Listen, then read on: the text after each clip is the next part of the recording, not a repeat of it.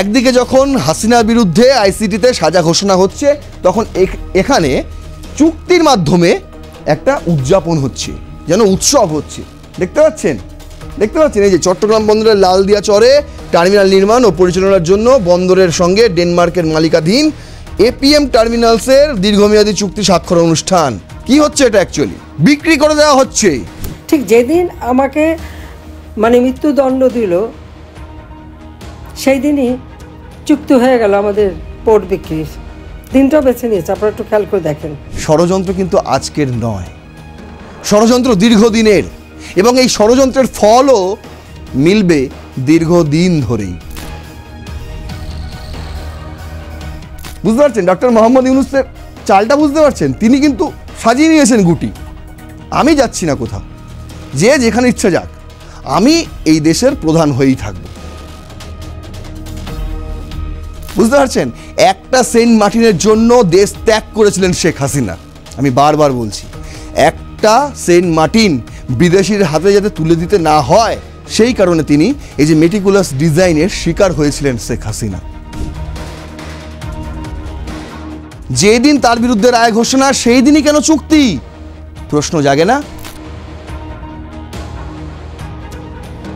Notice জারি করা হয়েছিল, নির্দেশিকা জারি করা হয়েছিল, পুলিশ একদম ছেয়ে ফেলা হয়েছিল, সেনাবাহিনী মোতায়েন করে দেওয়া হয়েছিল, যাতে সাধারণ মানুষ, এই শ্রমিক পক্ষ যারা রয়েছে, বিভিন্ন সংগঠনের লোকেরা এসে যাতে সেখানে অবস্থান বিক্ষোভ না করতে পারে। এটা অনেক দিন ধরে চলছে, যে কারণে শেখ হাসিনাকে দেশ ছাড়তে হয়েছিল। হাসিনার আমলে দ্বিগুণ মুনাফা অর্জন করেছিল, লাস্ট টার্মে দ্বিগুণ। সেই একজন সোনার ডিম পাড়া হাঁস বলতে পারেন চট্টগ্রাম বন্দর, সোনার ডিম পাড়া হাঁস, তাকে এইভাবে আপনি কেটে ফেলছেন।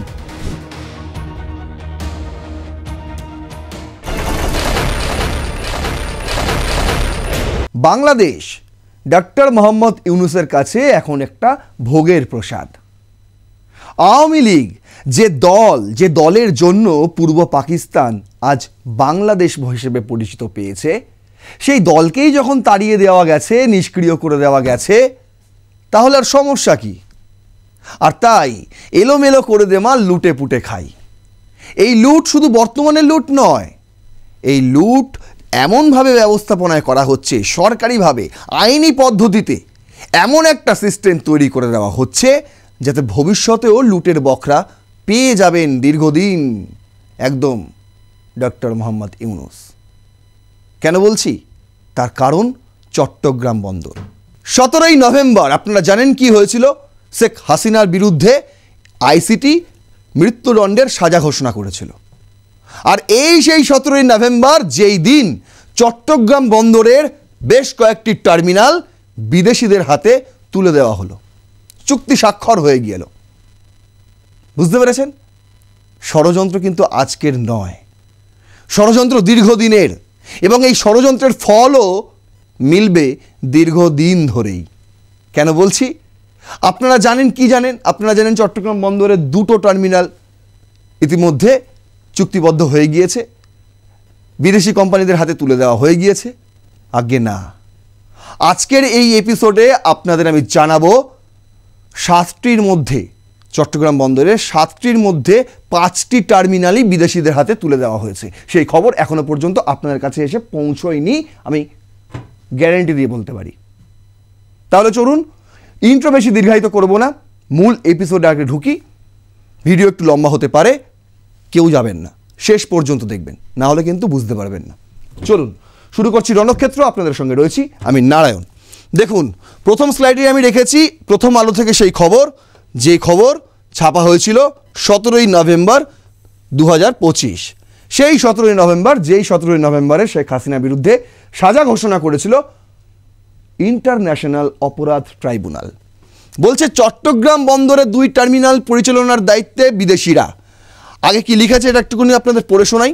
নানা আলোচনা সমালোচনার মধ্যে চট্টগ্রাম বন্দরে 2টি টার্মিনাল নিয়ে চুক্তি সই হয়েছে।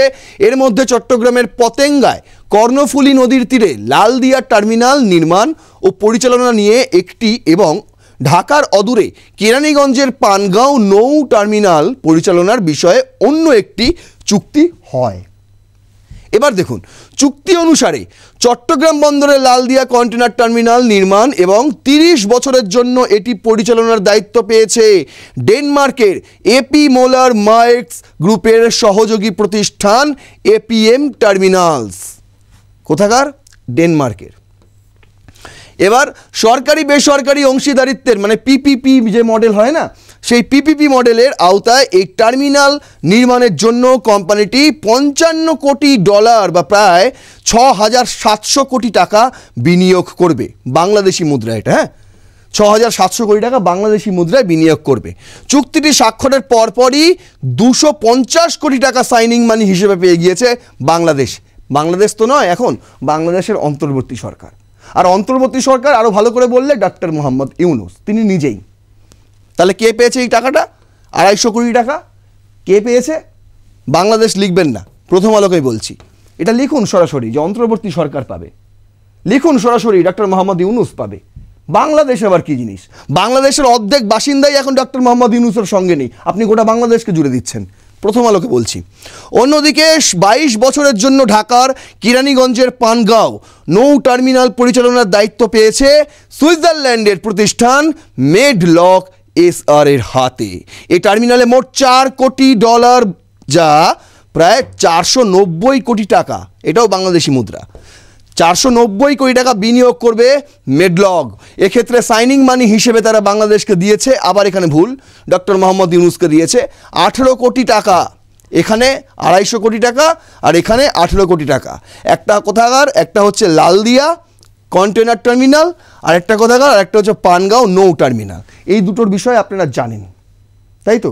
আমি আরও বিস্তারিত জানাচ্ছি এই কারণেই, আপনারা যে বিষয়গুলো জানেন না সেটা আরও সহজ করে আমি বোঝাতে পারবো, তার কারণে বলছে। অনুষ্ঠানে জানানো হয় লালদিয়ার টার্মিনালে বছরে 8 থেকে 10 লাখ একক কন্টেনার ওঠানো নামানোর সক্ষমতা থাকবে।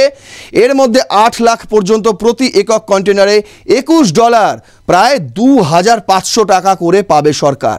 আর 8 লাখের বেশি কন্টেনার ওঠানো নামানো হলে প্রতি একক কন্টেনারের জন্য পাবে $23 করে। কোন সরকার পাবে? অন্তর্বর্তী সরকার।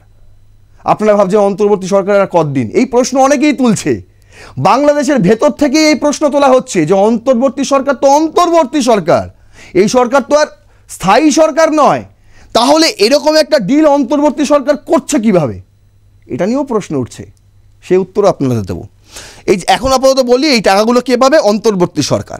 অন্যদিকে পানগাঁও নৌ টার্মিনালে বছরে 1,60,000 একক কন্টেনার হ্যান্ডলিং হবে বলে জানিয়েছে মেডলক।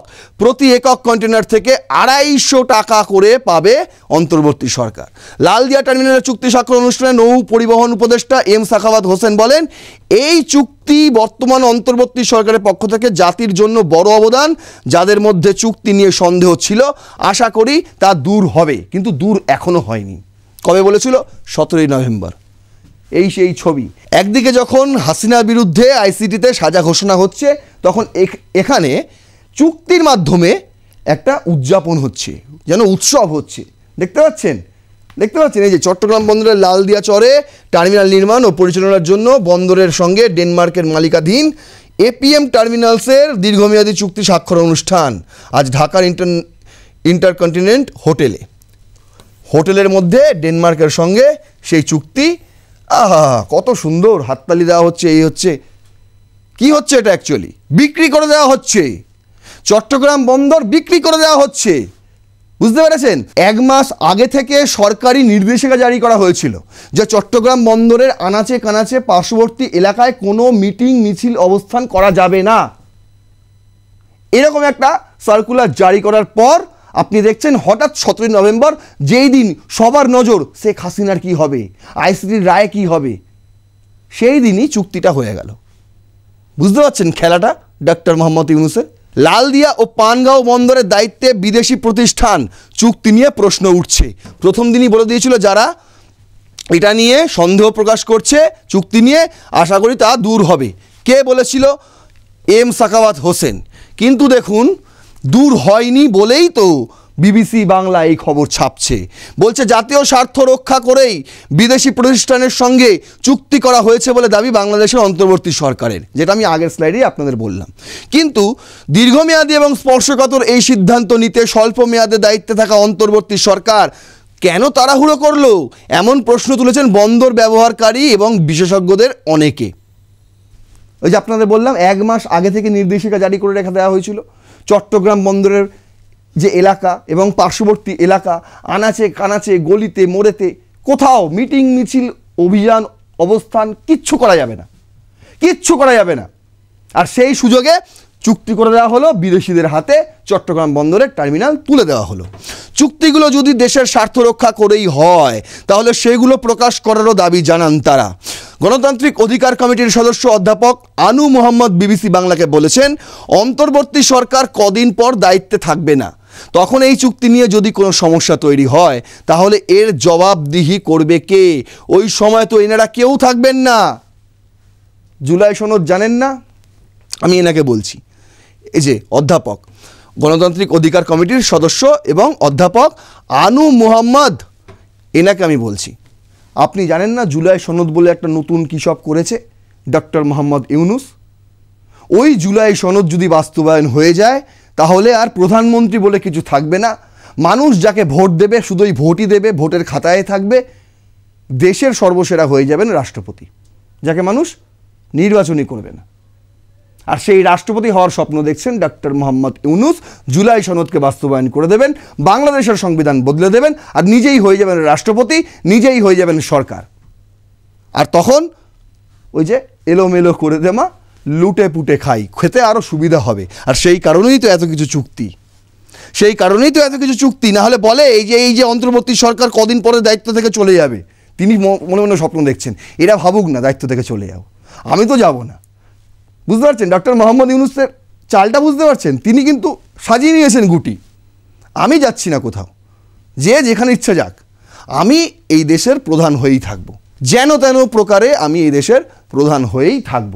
দেখুন বাংলা ট্রিবিউন বলছে 2 টার্মিনালের পর এবার এনসিটিতে বিদেশি অপারেটর নিয়োগ নিয়ে তোড়জোড়। 2টো টার্মিনাল বিদেশির হাতে তুলে দিয়েই কিন্তু ক্ষান্ত হননি ডক্টর মোহাম্মদ ইউনুস। এবার কি করছেন? এরই মধ্যে চট্টগ্রাম বন্দরের নিউ মুরিং কন্টেনার টার্মিনাল, যাকে বলা হয় এনসিটি, সেটাও বিদেশি কোম্পানির হাতে ছেড়ে দেওয়ার প্রক্রিয়া এগিয়ে নিয়ে যাচ্ছে সরকার। আগামী ডিসেম্বরে সংযুক্ত আরব আমিরাতের কোম্পানি ডিপি ওয়ার্ল্ডের সঙ্গে চুক্তির জন্য কাজ এগিয়ে নিচ্ছে। এই প্রক্রিয়ার অংশ হিসেবে 16ই নভেম্বর প্রকল্পের দরপত্র মূল্যায়নের জন্য 7 সদস্যের একটি কমিটি গঠনের প্রস্তাব করেছে বন্দর কর্তৃপক্ষ। নৌ পরিবহন মন্ত্রণালয়ের সচিবের কাছে এই কমিটির অনুমোদনের জন্য চিঠি দেন বন্দর সচিব ওমর ফারুক। প্রস্তাবিত কমিটিতে আহ্বায়ক করা হয়েছে বন্দর পর্ষদের সদস্য অতিরিক্ত সচিব মাহবুব আলম তালুকদারকে। বুঝতে পারছেন? সব রেডি, সব দায়িত্ব বন্টন হয়ে গেছে। এবার শুধু এই এনসিটি, এটাও এবার আরবের যে ডিপি ওয়ার্ল্ড আছে তাদের হাতে তুলে দেওয়া হবে। বুঝতে পারছেন? একটা সেন্ট মার্টিনের জন্য দেশ ত্যাগ করেছিলেন শেখ হাসিনা।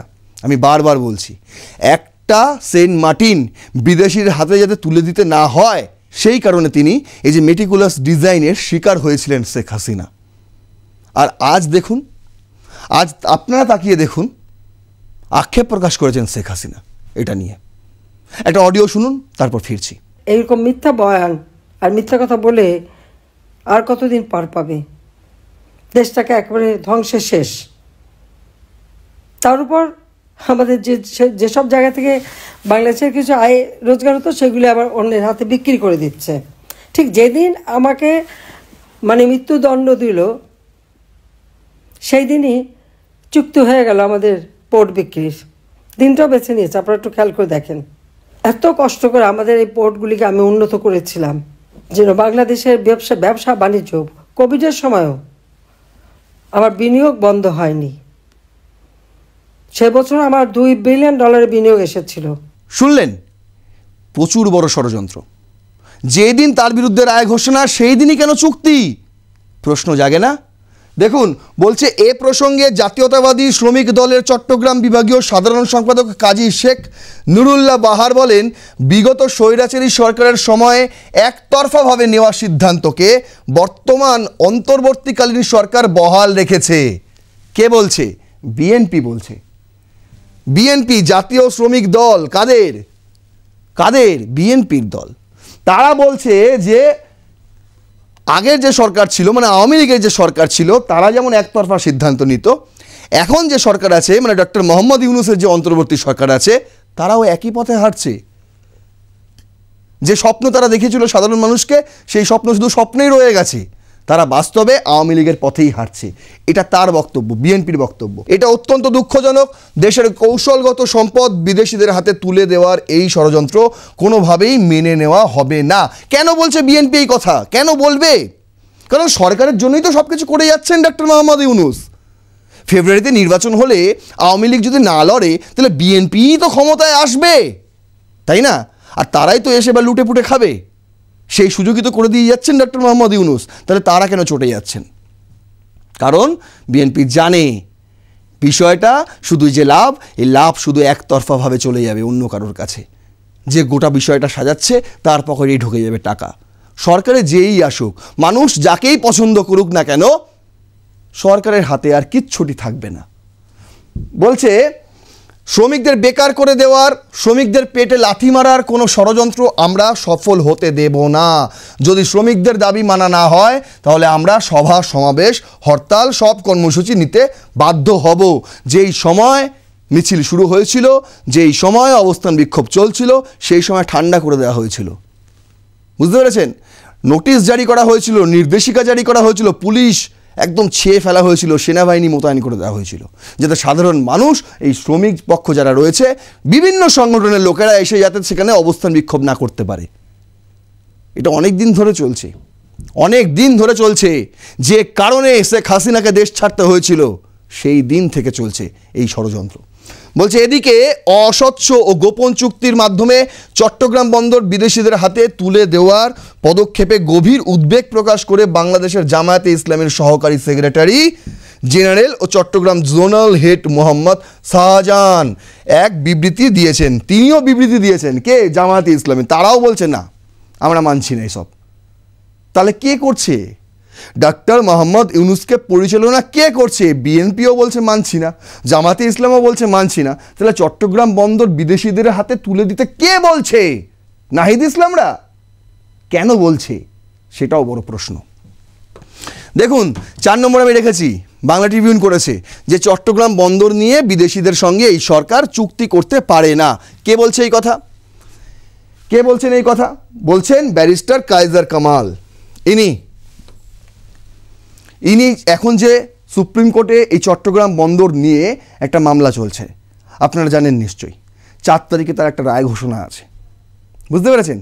তার আগে ইনি লড়ছেন সরকারের বিরুদ্ধে, যেটা সরকার, অন্তর্বর্তী সরকার যে সিদ্ধান্ত নিয়েছে তা একদমই অনৈতিক তিনি বলছেন নিউমারিং কন্টেনার টার্মিনাল বিদেশি কোম্পানির কাছে হস্তান্তরের বৈধতা প্রশ্নে করা রিটকারীদের আইনজীবী ও বিএনপির আইন সম্পাদক ব্যারিস্টার কায়েসার কামাল, বিএনপি নিযুক্ত, বুঝতে পারছেন? ব্যারিস্টার কায়েসার কামাল তিনি বলছেন এই সরকার জনগণের সরকার নয়। কে বলছে? বিএনপি নিযুক্ত ব্যারিস্টার বলছে, বিএনপির আইন সম্পাদক। বিএনপির যে আইন সংগঠনটাকে দেখে সেই লোকটি ব্যারিস্টার কায়েসার কামাল বলছেন এই অন্তর্বর্তী সরকার জনগণের সরকার নয়, বরং রাজনৈতিক দল সমর্থিত একটা সরকার। তাই এই অন্তর্বর্তী সরকার চট্টগ্রাম বন্দর নিয়ে বিদেশিদের সঙ্গে কোনো চুক্তি করতে পারে না। এটা হচ্ছে আইনজীবীর বক্তব্য, বুঝতে পারছেন? আমি আপনাদের অ্যাটর্নি জেনারেলের বক্তব্য শোনাবো। তিনি কি বলছেন? মঙ্গলবার মানে 25শে নভেম্বর বিচারপতি ফাতেমা নজিব ও বিচারপতি ফাতেমা আনোয়ারের হাইকোর্টে বেঞ্চে চট্টগ্রাম বন্দর নিয়ে রুল শুনানিতে তিনি এসব কথা বলেন। টিআইবি বলছে, টিআইবিকে ট্রান্সপারেন্সি ইন্টারন্যাশনাল বাংলাদেশ কি বলছে, চট্টগ্রাম বন্দর উন্নয়নে বিদেশি বিনিয়োগ দেশের জন্য সুখবর হতে পারে, তবে স্বচ্ছতা ও জবাবদিহিতার স্বার্থে চুক্তি প্রক্রিয়া ও শর্তাবলী সংক্রান্ত সকল তথ্য প্রকাশ করতে সরকারের প্রতি আহ্বান জানিয়েছে ট্রান্সপারেন্সি ইন্টারন্যাশনাল বাংলাদেশ। টিআইবির নির্বাহী পরিচালক ডক্টর ইফতেখারুজ্জামান বলেন, সার্বিক অর্থনৈতিক উন্নয়নের স্বার্থে বন্দর সহ বিভিন্ন খাতে প্রত্যক্ষ বিদেশি বিনিয়োগ আকৃষ্ট করতে যে কোনো উদ্যোগ সাধুবাদযোগ্য, তবে এক্ষেত্রে প্রক্রিয়াগত স্বচ্ছতা নিশ্চিত করা, এই জাতীয় চুক্তিতে জাতীয় স্বার্থ সম্পর্কিত বিষয়বলী কিভাবে সংরক্ষিত হয়েছে তা জনসমক্ষে প্রকাশ করতে হবে। মনে রাখতে হবে যে বিদেশি প্রতিষ্ঠানের সঙ্গে লালদিয়া টার্মিনাল নির্মাণ চুক্তি সম্পাদিত হয়েছে, তারা কিন্তু এখানে জনসেবা বা চ্যারিটি করতে আসেনি, তাদের বিনিয়োগের মূল উদ্দেশ্যই হচ্ছে মুনাফা অর্জন। আপনি বিদেশি কোম্পানিদের হাতে আপনার বন্দরের টার্মিনালগুলো তুলে দিচ্ছেন, কি ভাবছেন তারা এসে কি জনসেবা করবে? যারা শ্রমিক তাদের কি বেশি বেশি টাকা মজুরি দেবে? না দাদা ভাই, না, বরং আরও উল্টোটাই হবে। শ্রমিকদের মজুরি কমে যাবে, তারা দেখবে যে কিভাবে তারা মুনাফা আরও বেশি করতে পারে। সরকারকে তো একটা টাকা দিতে হচ্ছে, আপনাদের প্রথমেই বললাম, সেই টাকাটাও তো জোগাড় করতে হবে, তাই না? আর সেইটাই যা জোগাড় করছে তাই যদি সরকারকে দিয়ে দেয়, যা মুনাফা করছে সেটাই যদি আমি সরকারকে, তাহলে আমি কেন নেব? এমনি এই যে চট্টগ্রাম বন্দর হাসিনার আমলে দ্বিগুণ মুনাফা অর্জন করেছিল, লাস্ট টার্মে দ্বিগুণ। সেই একজন সোনার ডিম পাড়া হাঁস বলতে পারেন চট্টগ্রাম বন্দর, সোনার ডিম পাড়া হাঁস, তাকে এইভাবে আপনি কেটে ফেলছেন। একটা দেশের রসদ যোগায় যে বন্দর, সেই বন্দরকে এইভাবে বিদেশিদের হাতে বিলিয়ে দিচ্ছেন। যেখান থেকে দেশের মুনাফা অর্জন হয় সেই মুনাফা আপনি বিদেশি কোম্পানিদেরকে দিয়ে দিচ্ছেন। মানে বোকারাও তো নিজের ভালো বোঝে নাকি? আপনি তাহলে কি, আমি বলতে চাই ডক্টর মোহাম্মদ ইউনূসকে সমকাল করছে। দেখুন, এই যে বাংলাদেশের অ্যাটর্নি জেনারেল চট্টগ্রাম বন্দর পরিচালনা নিয়ে হাইকোর্টের রায় 4ই ডিসেম্বর। নির্বাচিত সরকার যেসব সিদ্ধান্ত নিতে পারে, অন্তর্বর্তী সরকারও তা পারে। কে বলছে? Attorney general. কে ওনাকে অ্যাটর্নি জেনারেল বানিয়েছিল আমি জানি না। চট্টগ্রাম বন্দরের new modding container terminal NCT পরিচালনায় চট্টগ্রাম বন্দর কর্তৃপক্ষের বিদেশি কোম্পানির সঙ্গে চুক্তির চলমান প্রক্রিয়ায় বৈধতা প্রশ্নে জারি করা রুলের শুনানি শেষ হয়েছে। এ বিষয়ে আগামী 4ই ডিসেম্বর রায় ঘোষণা করবেন হাইকোর্ট। বিচারপতি ফাতেমা নাজিব ও বিচারপতি ফাতেমা আনোয়ারের সমন্বয়ে গঠিত হাইকোর্ট বেঞ্চ মঙ্গলবার রায়ের জন্য এদিন ধার্য করেন। অ্যাটর্নি জেনারেল যা বললেন শুনুন এবার তার বক্তব্যটা। বলছে, শুনানির পর নিজ কার্যালয়ে অ্যাটর্নি জেনারেল সাংবাদিকদের বলেন, রিট আবেদনকারী পক্ষের দাবি, এ ধরনের সিদ্ধান্ত নিতে হলে পিপিপি আইনের 7 ধারার অধীনে প্রধানমন্ত্রী ও মন্ত্রী পরিষদ থাকতে হবে। যেহেতু প্রধানমন্ত্রী ও মন্ত্রী পরিষদ নেই, এ কারণে এনসিটির ক্ষেত্রে এ সরকার কোনো পদক্ষেপ নিতে পারে না। মানে হচ্ছে ওই নিউমারিং এনসিটি মানে হচ্ছে নিউমারিং কন্টেনার টার্মিনাল। আচ্ছা, আমরা বলছি প্রধানমন্ত্রী ও মন্ত্রী পরিষদ যে কাজ করতে পারেন সংবিধান অনুযায়ী অন্তর্বর্তী সরকারের প্রধান উপদেষ্টা উপদেষ্টারাও তা কাজ করতে পারেন। এই যে ইনি হচ্ছেন অ্যাটর্নি জেনারেল, তার বক্তব্য হচ্ছে এইটা যে সরকার, স্থায়ী সরকারও যা পারে, নির্বাচিত স্থায়ী সরকারও যা পারে, একটা অনির্বাচিত অস্থায়ী অন্তর্বর্তী সরকারও নাকি তাই পারে। তাদের দুজনের দুটো সরকারের ক্ষমতা নাকি এক। বিশেষ করে আপনার দেশের রসদ অন্যের হাতে তুলে দেওয়া, অন্য দেশের কোম্পানির হাতে তুলে দেওয়া, এটা নাকি স্থায়ী নির্বাচিত সরকারও পারে আর অস্থায়ী অন্তর্বর্তী সরকারও পারে, যেটা নির্বাচিত নয়। আপনি বলুন তো এনার যে বক্তব্য কতটা সত্যি? আমি বাংলাদেশবাসীর কাছে প্রশ্ন রাখছি, এটা কি ন্যায্য কথা? এই কথা তিনি হাইকোর্টে বলছেন, বিচারপতিরা কি মেনে নেবেন তার এই যুক্তি? আমার সন্দেহ আছে। দেখা যাক 4 তারিখ কি হয়। দেখুন, এবার একটা, যেটা আমি শুরুতে বললাম যে দুটো নয়, আপনারা ভাবছেন শুধু দুটো, অন্যদিকে এনসিটি 3টে, না, 5টা টার্মিনাল তুলে দেওয়া হয়েছে। কে করেছে? বাংলা বার্তা করেছে। চট্টগ্রাম সহ 5টি টার্মিনালই তুলে দেওয়া হয়েছে বিদেশিদের হাতে। বলছে দেখুন, দেশের বন্দরগুলো বাংলাদেশের অর্থনীতির রক্তপ্রবাহ হিসেবে পরিচিত। বুঝতে পেরেছেন? এই যে বন্দরগুলো যেগুলো বিদেশিদের হাতে তুলে দেওয়া হচ্ছে, এগুলোকে বাংলাদেশের শিরা বলা হয়। শিরা যখন কেটে দেওয়ার পরে রক্ত বাইরে বেরিয়ে যায়, যে রক্ত আপনার শরীরে আর থাকে না, ঠিক সেম জিনিসটাই হচ্ছে বাংলাদেশে এই মুহূর্তে ডক্টর মোহাম্মদ ইউনূসের আমলে। তিনি ওই শিরাগুলোকেই কেটে ফেলছেন, যাতে রক্তগুলো উপচে পড়ছে, কারোর কাজে লাগছে না, বাংলাদেশের শরীরেও থাকছে না, লুটে পুটে নিয়ে যাচ্ছে বিদেশি কোম্পানিগুলো। গত কয়েক দশকে অর্থনীতির যে উত্থান ও প্রসার, তার নেপথ্যে বড় ভূমিকা রাখছে চট্টগ্রাম সহ বিভিন্ন বন্দর। এই এপিসোডেই আপনাদের বললাম যে হাসিনার আমলেই এই চট্টগ্রাম বন্দরের মুনাফা দ্বিগুণ হয়েছিল, দ্বিগুণ ছাড়িয়ে গিয়েছিল। এই চট্টগ্রাম বন্দরের জন্যই বাংলাদেশের আজ এই উত্থান। এই দিকে দিকে দেখেন না, মেট্রো স্টেশন হয়ে যাচ্ছে, পদ্মা সেতু হয়ে গিয়েছে, অনেক মুনাফা এসেছিল এই চট্টগ্রাম বন্দর থেকে। এটাই লাইফলাইন বাংলাদেশের। রাজস্ব আয়, পণ্যের অবাধ চলাচল আর সহনীয় ফি ও মাসুলের কারণে ব্যবসায়ী ও উদ্যোক্তাদের কাছে বন্দরের গুরুত্ব বাড়লেও এখন এমনভাবে তা বিদেশিদের হাতে তুলে দেওয়া হচ্ছে যে সামনে বন্দরই হতে পারে অর্থনীতির গলার কাটা। যে বন্দর এতদিন ছিল অর্থনীতির রক্ত প্রবাহ, আজ সেই বন্দরই হতে পারে অর্থনীতির গলার কাটা। কে বলছে? চিফ এডিটর বলছে, বাংলা বার্তার। বুঝতে পারছেন, আমাদের কোনো ভারতীয় সংবাদ মাধ্যম নয়, এটা বাংলাদেশি সংবাদ মাধ্যম। কি বলছেন দেখুন, আপত্তির মুখে গোপনে এরই মধ্যে তড়িঘড়ি করে 30 বছর মেয়াদী কঠিন চুক্তিও সম্পন্ন হয়েছে। 1-2 বছরের জন্য নয়, 30টা বছরের জন্য দিয়ে দেওয়া হচ্ছে। বুঝতে পারছেন, 30 বছর অন্তর্বর্তী সরকার থাকবে ক্ষমতায়। ডক্টর মোহাম্মদ ইউনূসকে আমার প্রশ্ন, আপনি বাঁচবেন 30 বছর?